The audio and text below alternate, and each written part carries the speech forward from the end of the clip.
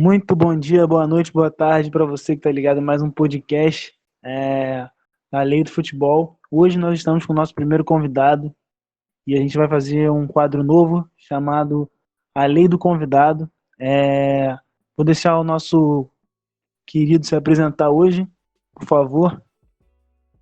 Bom, muito obrigado aí pelo convite, Gabriel, Gabriel Joaquim também, o Lucas, o Renan que não vai poder estar aqui também.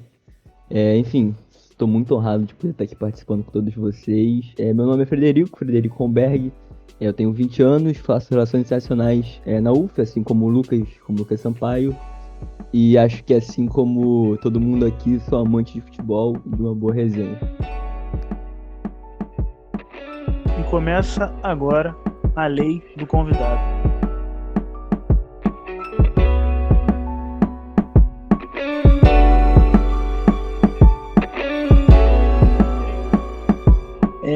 Aproveitando aqui o embalo dessa resenha, antes de começar os papos e as perguntas mais diretas, a gente vamos tentar sempre deixar os convidados mais à vontade possível, né?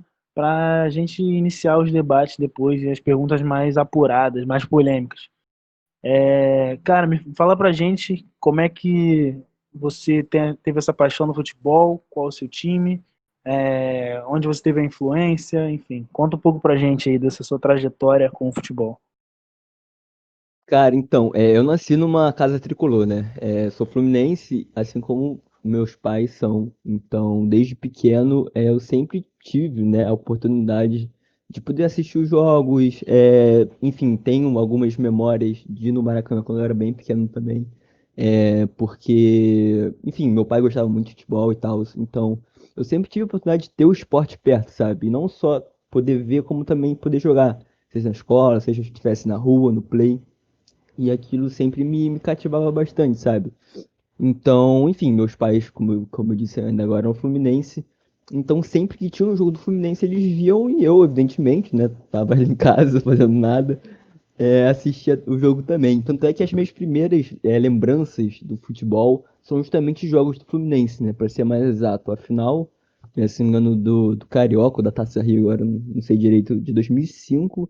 Foi Fluminense e Volta Redonda que o Antônio Carlos fez um gol de cabeça, levando a vitória ao Fluminense, além dos jogos de 2006, foram as primeiras vezes que eu fui ao estádio. Foi um Fla-Flu e um jogo do Volta Redonda, Volta Redonda, não, perdão, do Santa Cruz, não lembro qual foi o primeiro, além também da Copa do Mundo que rolou esse ano, né?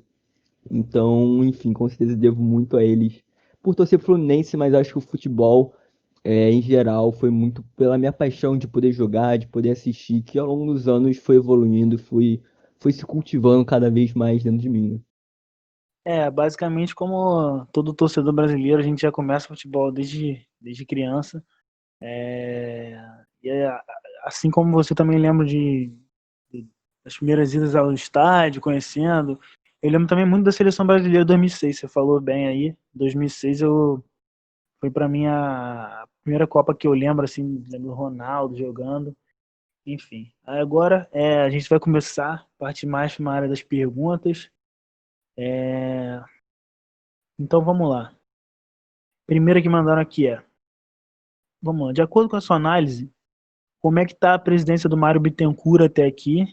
O que você espera e quais foram tipo as melhores e as piores coisas para você até agora? Cara, então, vou tentar fazer uma análise, assim, de um cenário aí na década do Fluminense, né, para poder chegar no Mário Bittencourt e poder discutir um pouco mais sobre ele. Então, o Fluminense, aí praticamente desde do início da década, teve uma dependência, no caso, muito grande, de um parceiro, né, no caso, a Unimed. E, enfim, a gente sabe que nesse tipo de situação, assim como tem outros exemplos, como o caso do Palmeiras, por exemplo, com a Crefisa, esses parceiros, eles têm uma influência muito grande ali dentro enfim, do cenário do time, né? Então, o que acontece é que o Fluminense e, enfim, os Cartolas, apesar de alguns feitos bons deles, eles não tinham tanto poder para mandar lá dentro, porque querendo ou não, quem tinha o dinheiro e quem no final muitas vezes dava a cartada no final era justamente a Unimed, porque eram eles que financiavam, né? Então eles tinham um poder político dentro do time muito grande. E aí o que acontece é que com o fim, né, dessa união entre o Fluminense e a Unimed, o Fluminense precisou, né, ou no caso, precisava de um plano para se restabelecer financeiramente, porque o dinheiro, a fonte fechou, né, a torneira foi fechada e o Fluminense precisava arranjar uma maneira de continuar recebendo dinheiro para ter um time competitivo. Enfim, as presidências que se seguiram não fizeram trabalhos muito bons, não fizeram projetos muito bons. E isso acabou endividando o time, isso acabou tornando o time, evidentemente, menos competitivo e dependendo muito de promessas, e pouco de trabalhos mesmo concretos, né? O Mário Bittencourt, que é uma figura que não é 100% nova no time, ele é um cara que já foi advogado do time, que já representou o time em outras oportunidades. Ele é uma figura que ele traz uma ideia, né, um pensamento de renovação, né?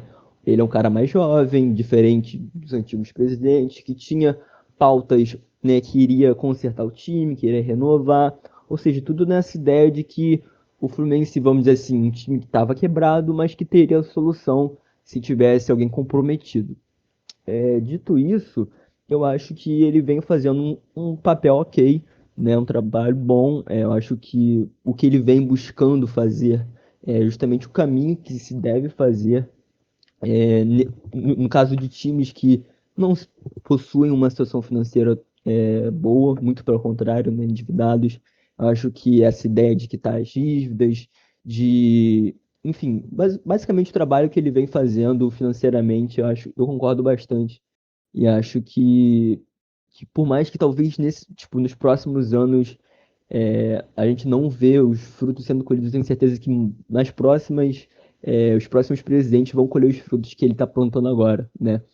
Enfim, eu acho que, enfim, particularmente nesse cenário que a gente vem vivendo agora da pandemia, eu tô indo muito de encontro com os posicionamentos, com as falas dele, não só em relação à pandemia em si, mas acho que como um todo, sabe? Acho que o comportamento que ele está tendo como presidente, como uma figura pública, de uma instituição tão grande, tão importante para a sociedade como o Fluminense, eu acho que ele assim, tá sendo um cara muito incrível, tá? Então, e acho que isso está dando um papel muito maior e um significado, né?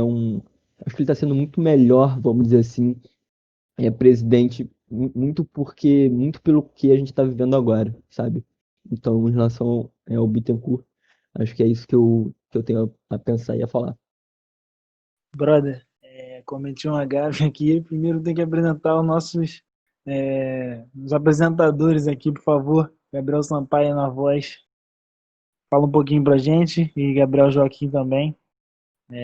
Estão presentes aí. Fala um pouquinho aí, galera. Pergunta alguma coisa, fica à vontade. Alô, alô.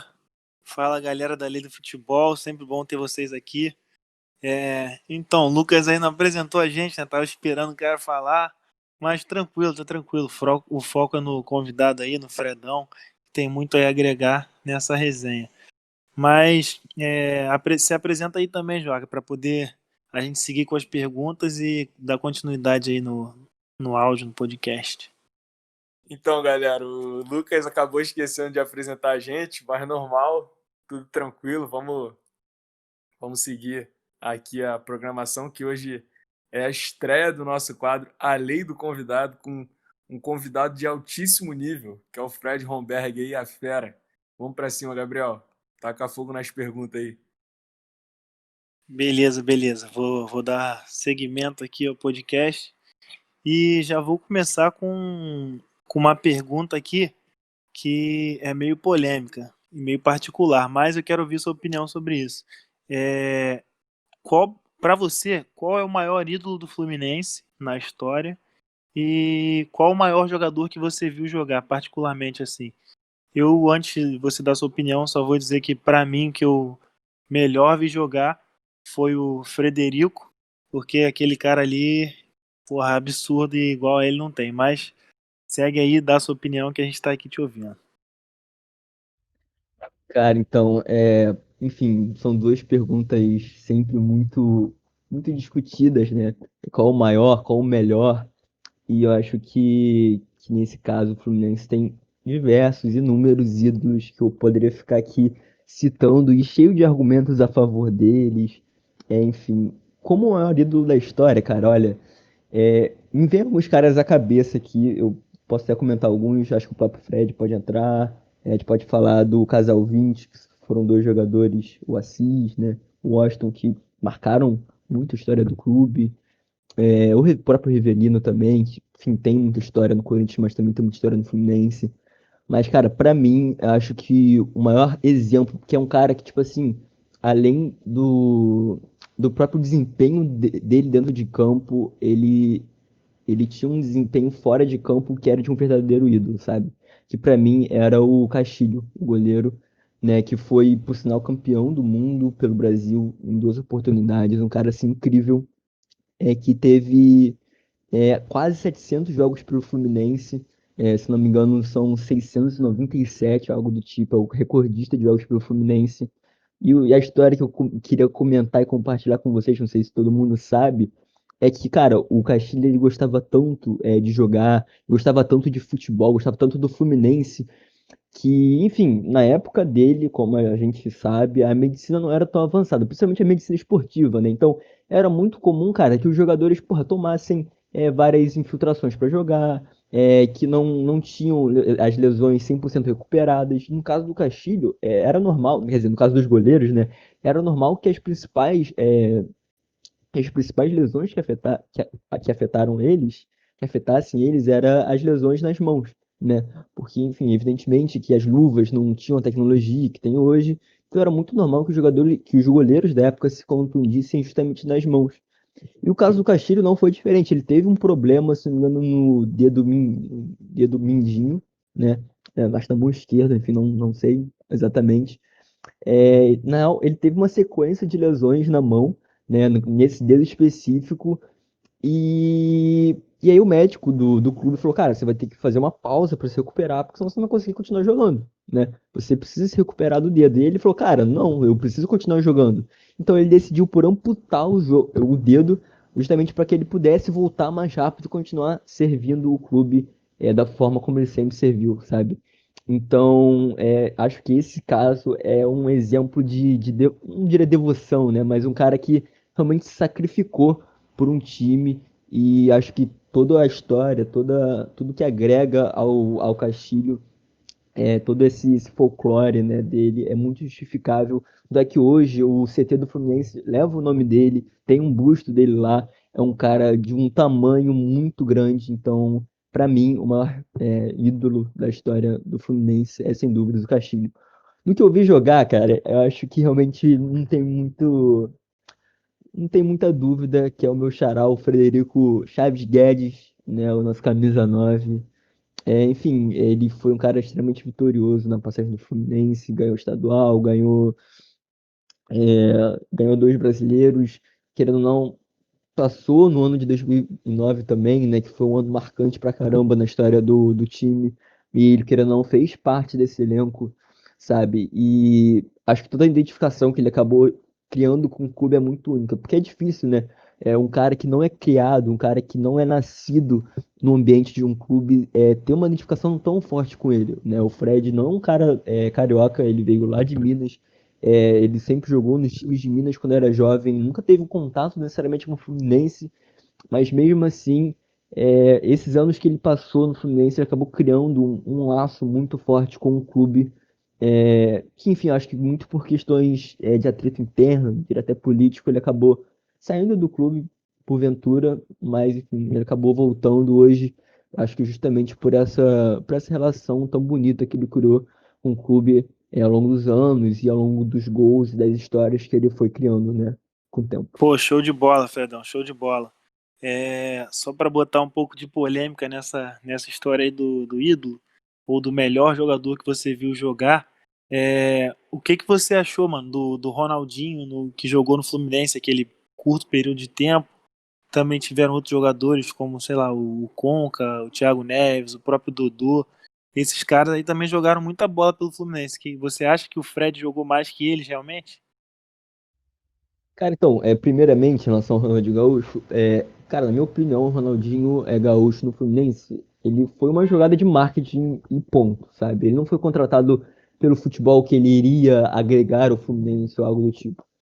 Para mim, o Ronaldinho Gaúcho ele foi contratado pela imagem que ele representava, enfim, um cara que já foi melhor do mundo, etc. E evidentemente que isso agrega valor à imagem do seu time, né? Um cara que é conhecido no mundo todo, um dos jogadores mais conhecidos da história, justamente pela magia que ele apresentava, mas é óbvio, é evidente enfim, que o Ronaldinho não apresentaria mais o futebol que um dia ele já apresentou. Enfim, obviamente, não que ninguém esperasse isso, mas eu acho que também ninguém esperava que ele fosse apresentar o mesmo futebol que ele já apresentou no Flamengo, que ele esteve em 2009, 2010, e também que ele apresentou no Atlético Mineiro, tá? Então, para mim, foi uma pura jogada de marketing. Agora, em relação aos outros jogadores que tiveram, cara, é, assim, eu penso que quando eu ressaltei o Fred, eu não quis necessariamente, obviamente, diminuir os outros jogadores, porque o Fluminense nos últimos anos teve realmente jogadores enfim, de muito destaque. O Conca, que foi um cracaço de bola, que conquistou muita coisa também, que, enfim, foi craque do Brasileirão de 2010, que jogou todos os jogos do Brasileirão. Tem o Deco também, que é um cara, um dos meio-campistas mais incríveis e mais mágicos que o século XX teve. O que ele jogou no Barcelona, no Chelsea, é uma parada assim, surreal. O próprio Washington, Coração Valente, o cara que jogava muita bola. O Thiago Neves também, naquela época, 2008, jogava muita bola. O cara era muito bom, muito diferenciado. Mas eu acho que, por a gente justamente estar falando de ídolo, eu acho que o Fred, ele tem um pouco ele tem um aspecto que esses outros jogadores não têm, né? Que é esse laço diferenciado de ídolo com o clube, né?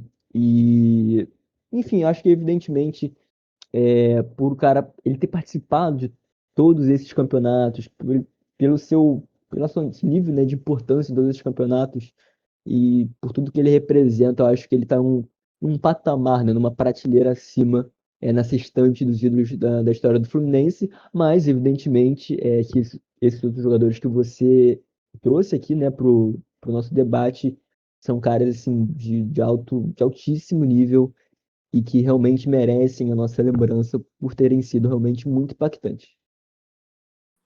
Seguindo um pouco a linha do Fred, eu acredito que esses jogadores aí citados por ele não têm uma relatividade tão grande para o Fluminense, mas eles podem ter uma relatividade para o futebol brasileiro. Isso, de fato, eles têm, que é o exemplo de Dodô e do o Ronaldinho Gaúcho, obviamente. Então vamos seguir aqui, eu vou fazer a pergunta para o Fred.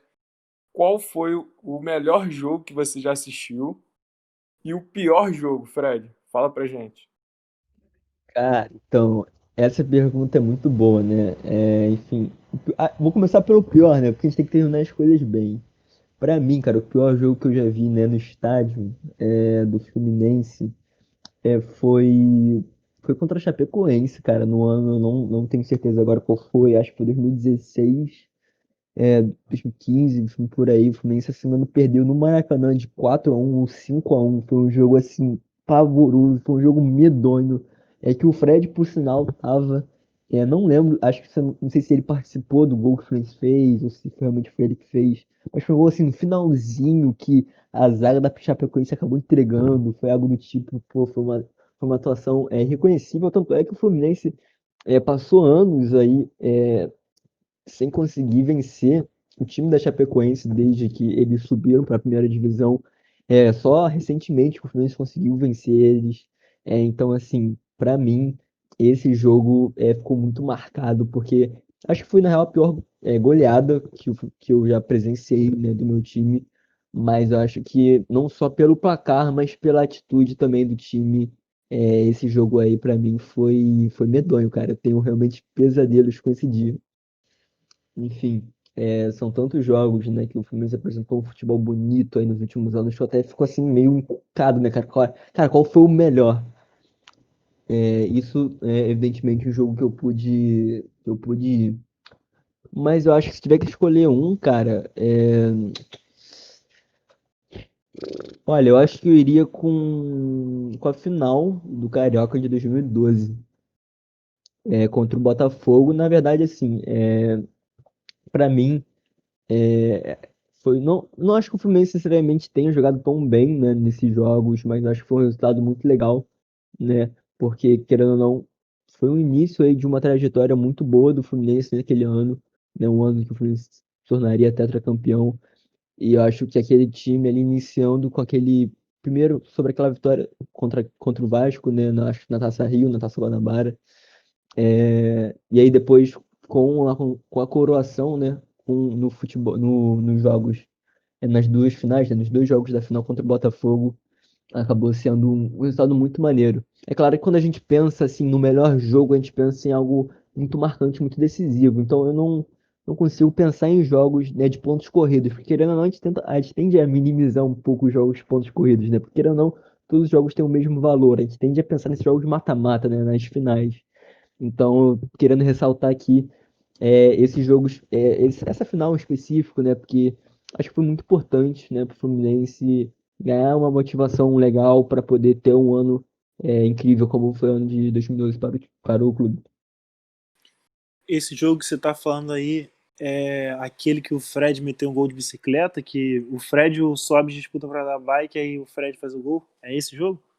Cara, se não me engano se não me engano, enfim, são vários momentos assim, né, que me vem à cabeça, mas eu acho que esse jogo aí é bem mais acho que mais fresco na minha memória, justamente por ser uma final, né? Por ser um momento mais decisivo, acho que ele tende a agregar um pouco mais de valor à nossa cabeça de torcedor. Porque, por exemplo, o Fla-Flu de número 100, né? Que é aquele famoso que o Fred faz aquele gol de voleio lindo, o Fluminense vence por 1-0. Ele é um jogo muito marcante, assim, pra mim, apesar de que eu não tava no estádio, né? Mas, assim, ele era um jogo, né, do jogo do campeonato de pontos corridos, sabe? Então, não é algo que me vem muito à memória. Mas esse jogo específico na final de 2012, pra mim, é bem marcante, justamente pelo que veio a se seguir, né, naquele ano pro time. Mano, tu falou um negócio que eu achei brilhante.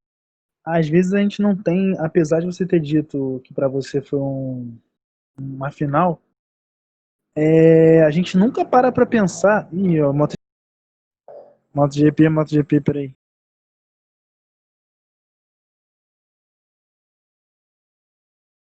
Mano, pra mim tu disse algo brilhante. Apesar de você ter dito seu jogo ter sido uma final, acho que a gente nunca para pra pensar que os jogos de pontos corridos podem tipo, ter um peso, uma importância tão grande quanto uma final, assim, às vezes, né? Porque a atuação do time independe se é uma final ou não. Então, acho que você disse uma parada que pouca gente pensa e, assim, pra mim foi sensacional. Agora, mudando um pouco de assunto, a pergunta que eu vou trazer é um pouco mais atual, eu diria, um pouco mais voltada para as finanças do clube. Eu queria saber o que você enxerga do Fluminense daqui para frente, né, com respeito ao futebol moderno, ao futebol em que o clube vira empresa, como o Botafogo está fazendo basicamente, como o Flamengo conseguiu agora. O que você tem a dizer? O que você espera do Fluminense? Enfim, fala aí pra gente. Cara, então, isso aí acho que é um assunto bem delicado, né? Porque ele envolve política, ele envolve finanças. Eu, particularmente, sou bem contra essa ideia de tornar os clubes empresas. Porque eu acho que a gente, né, como conhecedores da história do futebol, na história dos clubes, a gente sabe muito bem quais são as raízes desses clubes que a gente torce, né? Os clubes, enfim, evidentemente cada um com as suas diferenças, eu acho que todos eles têm em algum ponto algum em comum, né? Que é justamente o nascimento e a história, né, de anos totalmente ligado com a população, com o povo. Aí, é claro, a gente vai ver algumas dissidências, né? A gente vai ver alguns times mais relacionados às elites, a gente vai ver alguns times mais relacionados à população das massas, mas, de modo geral, os clubes, eles têm torcedores que dão a vida ali pelo time, sabe?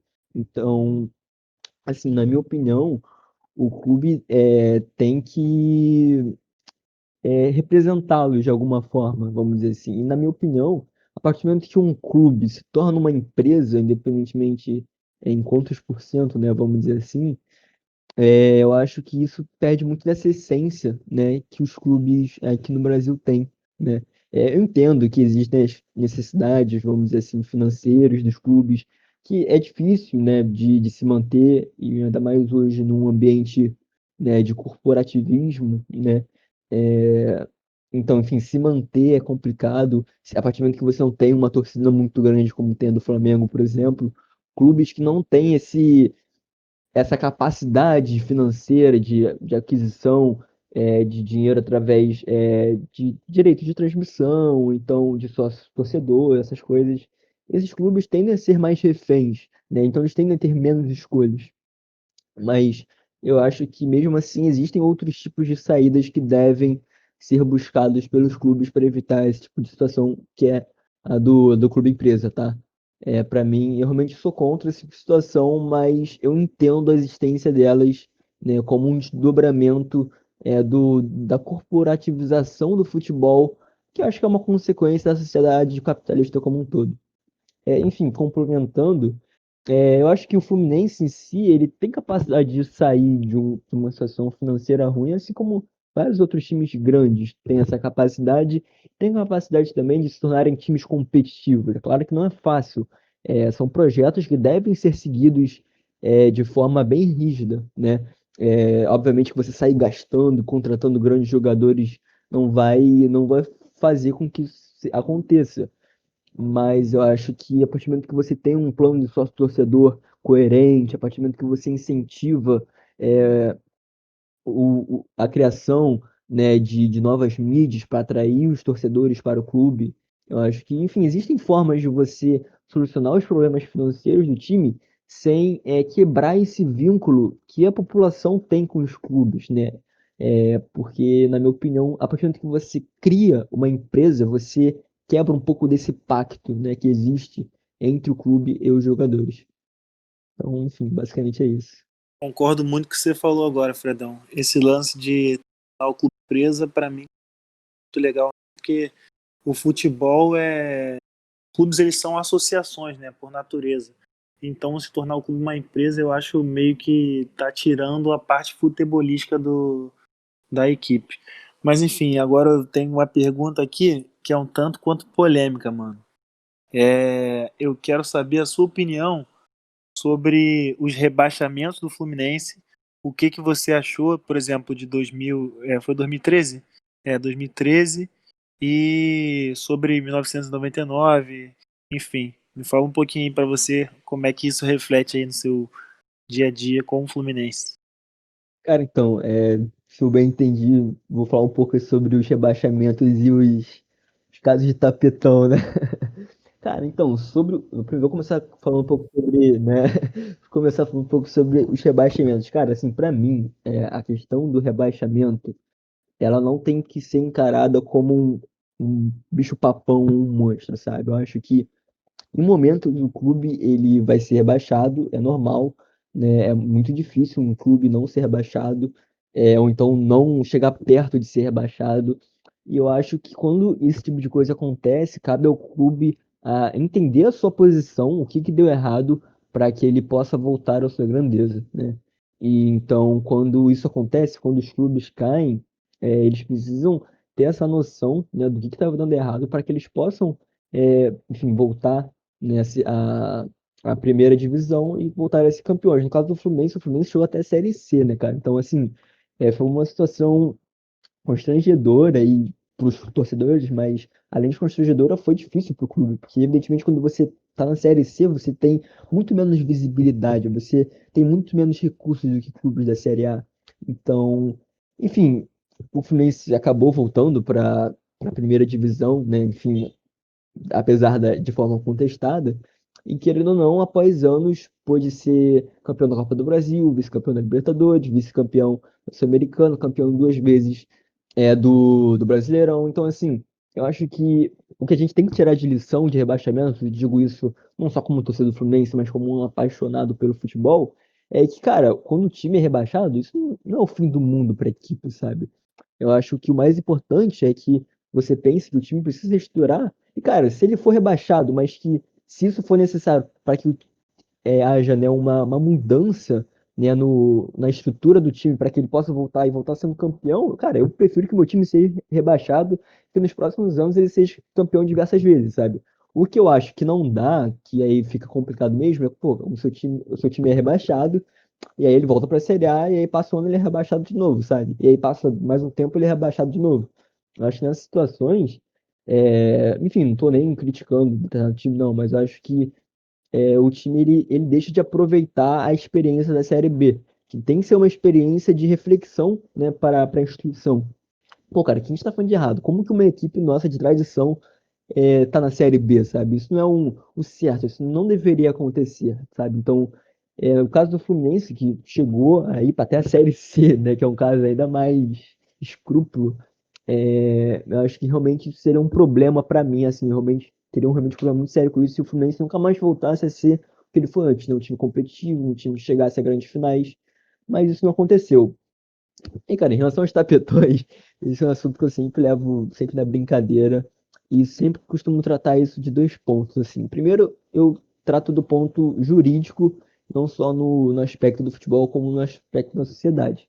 Querendo ou não, cara, no aspecto jurídico, o Fluminense nunca fez nada de errado, vamos dizer assim. Dentro da regra de todas as competições, o que o Fluminense fez, né, da passagem da Série C para a Série A, o acontecimento de 2013, não foram atitudes provadas ilegais ou algo de fato ilegal, sabe? Então, nesse ponto, eu acho que o clube não tem que se preocupar. Mas, sim, eu acho que a gente também tem que pensar do lado moral, né? Vamos dizer assim. Acho que só pensar na parte jurídica, na jurisdição, não é suficiente. Moralmente falando, evidentemente, principalmente o caso, né, da Série C para a Série A, é algo vergonhoso que eu acho que eu tenho certeza, como quase todo torcedor do Fluminense tende a concordar. Eu tenho vergonha de falar sobre isso, porque é algo que mancha a história do time tão grande como o Fluminense, assim como todos os times têm. É uma mancha ali que é chato de se falar. Mas eu acho que é importante a gente se falar. É importante não só o torcedor falar, como a instituição falar também. É algo até que eu critico as instituições, porque elas não falam, né, desses acontecimentos. E faz sentido elas não falarem, mas acho que elas deveriam dar mais espaço. Então, acho que assim, olhando realmente pelo lado moral, principalmente essa questão da Série A para a Série C, quer dizer, perdão, né, da Série C para a Série A, foi algo bem, bem feio, né? De certo ponto entendido ali, até pelo próprio tamanho do Fluminense e tal, mas eu acho que, moralmente falando, foi algo indevido, né? Mas, enfim, fazer o que aconteceu, não é mesmo? E, enfim, acho que hoje o Fluminense recuperou, né, depois desse ano aí na Série C e pôde se restabelecer como um dos grandes times, né, do futebol nacional. Então, Fred, tudo novo aqui, novidades. Então, agora a gente vem com mais uma novidade aqui no podcast, que a gente vai fazer com você o top 5. Eu quero que você me diga agora no top 5 os melhores jogadores que você viu no Fluminense. Então vamos agora para o próximo bloco, top 5.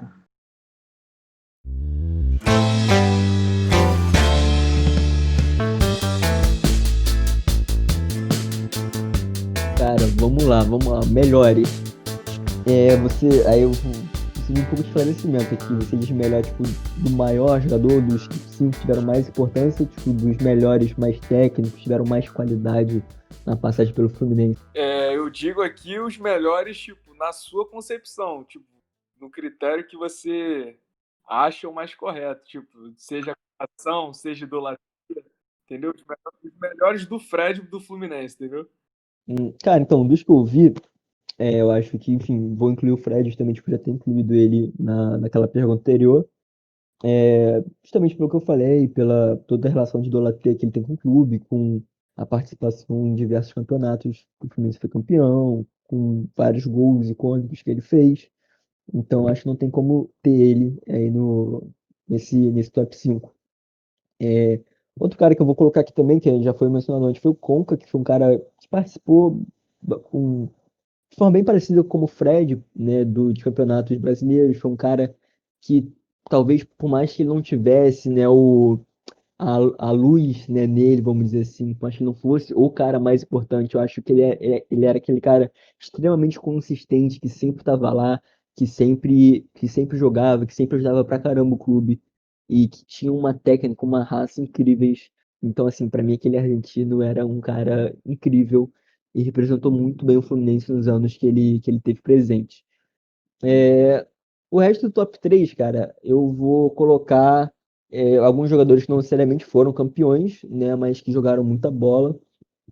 Para mim, o terceiro colocado, eu não vou estar fazendo uma ordem aqui necessariamente, mas acho que o terceiro cara que eu estaria falando aí é o Thiago Neves, muito pelo que ele fez em 2008, não depois, acho, mais que ele tenha sido campeão brasileiro em 2012, mas acho que a trajetória do clube essa primeira presença dele lá foi incrível, cara. Um jogador tão jovem, ter o protagonismo e enfim, fazer os jogos que ele fez naquele ano, principalmente na Libertadores, é algo incrível.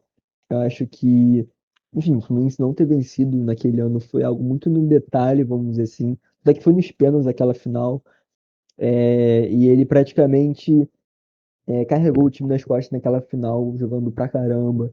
Enfim, então, pra mim, ele, além, né, dos títulos que ele veio a conquistar depois, ele é um cara que eu com certeza tenho que colocar aqui.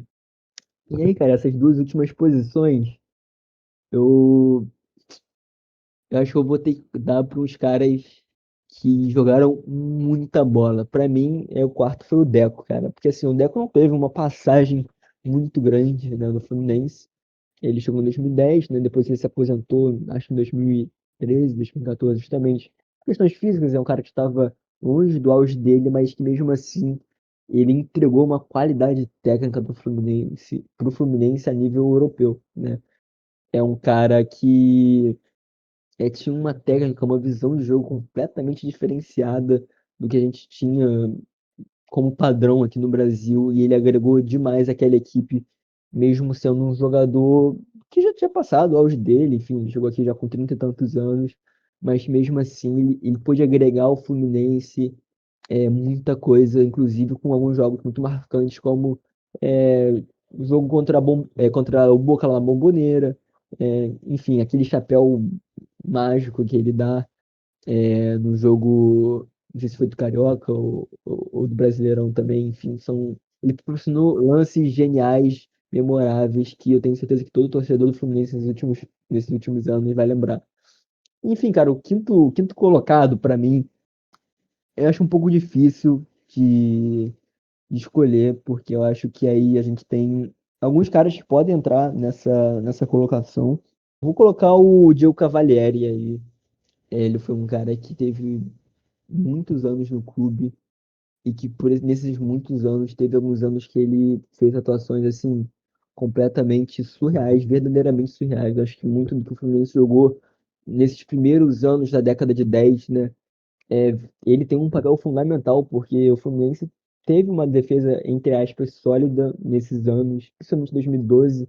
Eu acho que isso tem um peso muito, mas muito, mas muito grande nele, porque o Fluminense nunca teve grandes zagueiros, né? Muito pelo contrário. É, e acho que o Cavalieri tem um papel extremamente importante é, nessas conquistas, né, que o Fluminense teve, principalmente em 2012.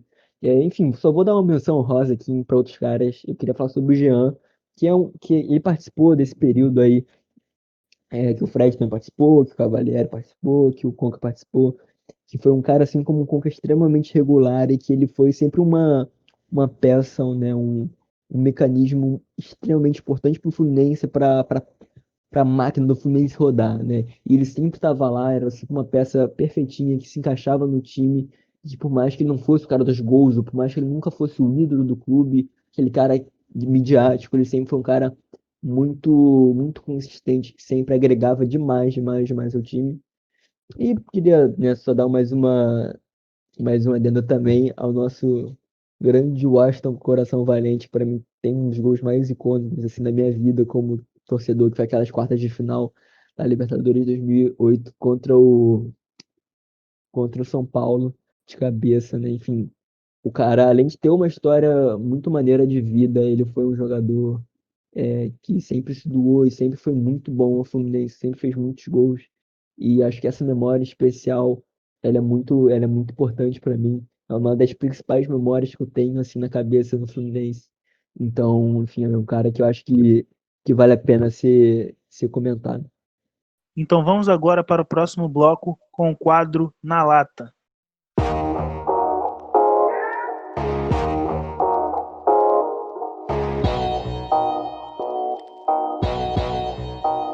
E agora a gente vai fazer um bloco diferente, novo também, como tudo, primeiro programa, que se chama Na Lata. É o seguinte, Fred, eu vou te fazer uma pergunta e você tem que responder sem pensar. Eu vou fazer 3 antes, só pra tu ficar ligeiro. Vamos lá. Quem ganha a Champions esse ano é PSG.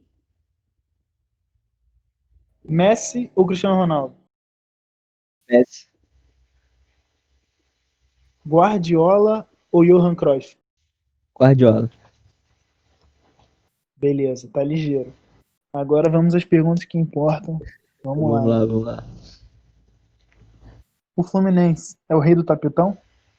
Não. O Flamengo vai ganhar tudo daqui pra frente? Talvez. O Conca no Flamengo foi? Desprezível. O Thiago Neves na final de 2008 foi? Foi incrível, mas pipocou no final. O Pedro pro Fluminense é? Jogador. E por último, o Fluminense vai ganhar a Libertadores em? Em breve, se Deus quiser. Ah, tá certo, tá certo. Então, esse foi o podcast A Lei do Convidado, com o nosso queridíssimo Fred, falou super bem. Considerações finais, Gabriel Joaquim, Gabriel Sampaio, por favor. Só para agradecer a presença do Fred aqui no nosso primeiro A Lei do Convidado, entendeu? Agregou muito aí falando do Fluminense, sobre finanças, falou de tudo a respeito do Fluminense. Só para deixar aqui um tom de acidez aqui no final, quando é que o Fluminense vai ganhar a Libertadores? Na minha opinião, acho que, infelizmente, nós, meros mortais, não veremos o Fluminense ganhando a Libertadores. Mas é a minha opinião, então eu sigo aqui em frente. Só tenho a agradecer ao público aqui por estar com a gente até agora, ouvindo nosso podcast. Então, sempre buscando melhorar a cada podcast que passa. Uma boa noite a todos, bom dia, boa tarde, boa noite e aquele abraço. Rapaziada, dos mesmos criadores de Flamengo vai ganhar tudo, foi esse cara aí falando que o Fluminense não vai ganhar Libertadores nunca, mas seguimos o baile aí. E vou cravar um ano aqui, hein? Fluminense campeão da Libertadores de 2025. E tenho dito. E valeu, Fredão aí, muito obrigado pela participação. Mandou muito bem, só fiquei chateado porque você não falou do nosso Gum Guerreiro, mas acontece. E também queria fazer uma menção aqui ao cara dos bastidores, Mirandinha, sempre aí, sempre atento na configuração aí dos áudios. E é um cara importante aí pro grupo. Mas valeu todo mundo, obrigado pela participação e até a próxima. É isso aí mesmo, agradecer o Mirandinha. Vamos deixar o CEP dele aí na bio para vocês mandarem presente pro cara. E é isso aí, Fred, considerações finais, por favor. Cara, mais uma vez, queria agradecer aos produtores e aos realizadores desse evento aqui. É uma honra total estar poder participando, estar podendo abrir esse quadro aqui, que eu espero que, tenho certeza, na verdade, que vai receber muitas pessoas com muito mais conhecimento que eu, que com certeza vai agregar pra caramba nesse podcast, que tem um futuro aí incrível para se concretizar. Então, muito obrigado, Gabriel, Joaca, Lucas, todo mundo que faz isso aqui acontecer. Fico muito feliz de participar e é isso, cara. Realmente muita leitura, muito futebol, muita paixão. E até a próxima. Valeu, pessoal. É isso então. Muito obrigado a vocês ouvintes de mais um podcast A Lei do Futebol. O podcast com mais leitura. Valeu.